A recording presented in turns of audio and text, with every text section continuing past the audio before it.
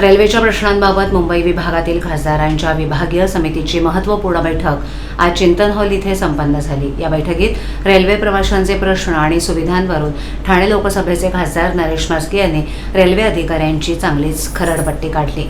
तसंच ठाणे रेल्वे स्थानकाच्या पुनर्विकासास गती द्या, ठाणे पनवेल लोकल फेऱ्या वाढवा, कल्याण बदलापूर कल्याण आसनगाव चौथ्या मार्गिकेचं काम लवकरात लवकर मार्गी लावा, दुरांतो एक्सप्रेसला ठाणे पनवेल थांबा द्या, दिघा येथील मोगली धरण नवी मुंबई महापालिकेला हस्तांतरित करा इत्यादी विविध मागण्या खासदार नरेश म्हस्के यांनी बैठकीत केल्या।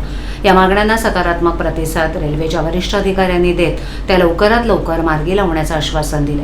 बैठकीला खासदार श्रीरंगाप्पा वारणे, खासदार सुरेश म्हात्रे, खासदार राजाभाऊ वाजे, खासदार उज्ज्वल निकम, रेल्वे प्रशासनाच्या वतीनं राजीव श्रीवास्तव, हरीश मीना, विवेक सागर, रजनीश माथुर, भुवनेश कुमार यादव, अक्षय सक्सेना तसंच पीके चतुर्वेदी उपस्थित होते। रेल्वे प्रशासनातील अधिकारी प्रवाशांना सुविधा देण्यात चालढकल करत असल्यानं खासदार नरेश म्हस्के यांनी बैठकीच्या प्रारंभीच त्यांची चांगलीच खरडपट्टी काढली। प्रवाशांना तातडीनं मूलभूत आणि पायाभूत सुविधा तातडीनं देण्याची सूचना त्यांनी केली। अमृत भारत स्टेशन अंतर्गत ठाणे रेल्वे स्थानकाचा पुनर्विकास करण्यात येणार आहे। या योजनेबाबत सुद्धा चालढकल सुरू आहे। रेल्वे बोर्डाकडे हा प्रस्ताव प्रलंबित असल्यानं खासदार नरेश म्हस्के यांनी बैठकीत अधिकाऱ्यांना धारेवर धरलं।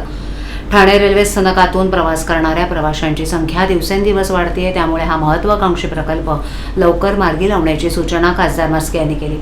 मध्य रेल्वेचे महाप्रबंधक राजीव श्रीवास्तव यांनी पुनर्विकासाचा प्रस्ताव स्वीकारला असल्याचं सांगितलं।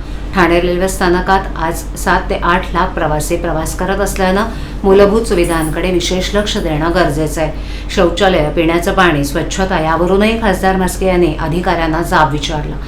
ठाणे रेल्वे स्थानकातील FOB आणि एक्सेलेटरची कामं संथ गतीनं सुरू आहेत। 2 नवीन एक्सेलेटर आणि 1 लिफ्टचं काम प्रस्तावित आहे। या कामांनाही गती देण्याची मागणी खासदार म्हस्के यांनी केली आहे।